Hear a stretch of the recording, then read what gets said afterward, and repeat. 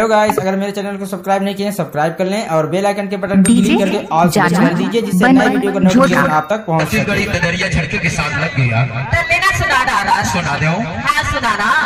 पढ़ के बोलते कारी,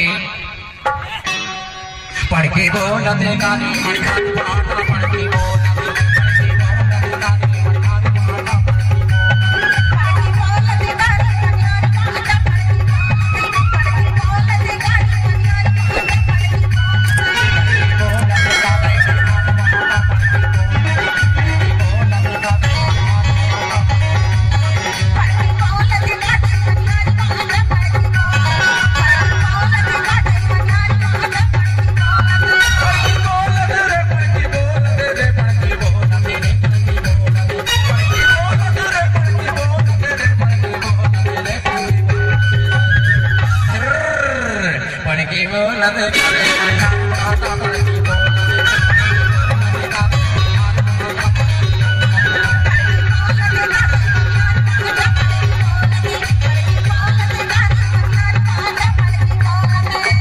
नाम तो सुना ही होगा, डीजे जानू।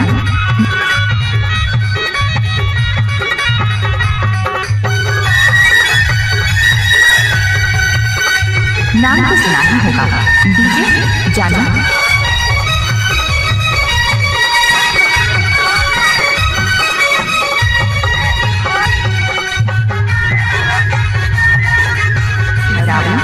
को सब्सक्राइब।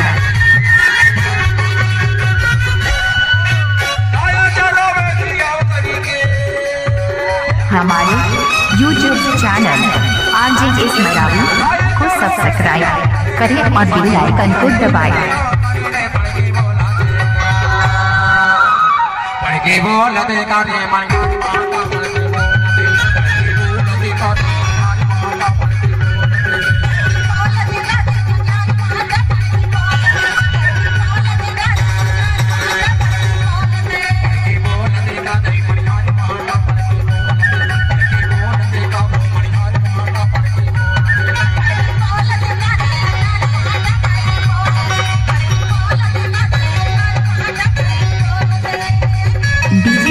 जानू बन झोटा।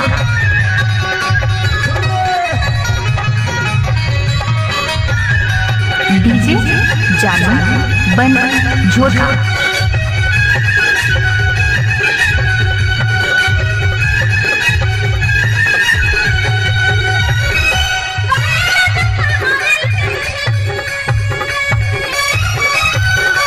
डीजे जानू, डीजे जानू।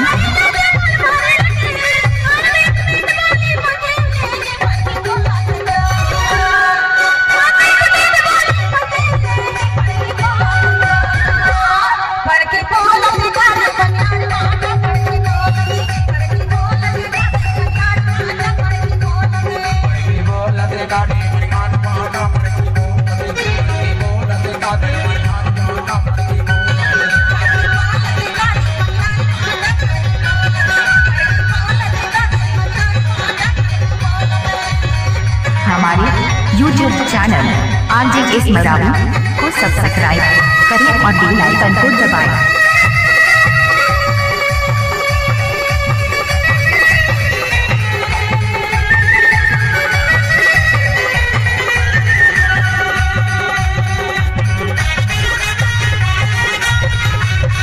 डीजे जानू बन झोटा।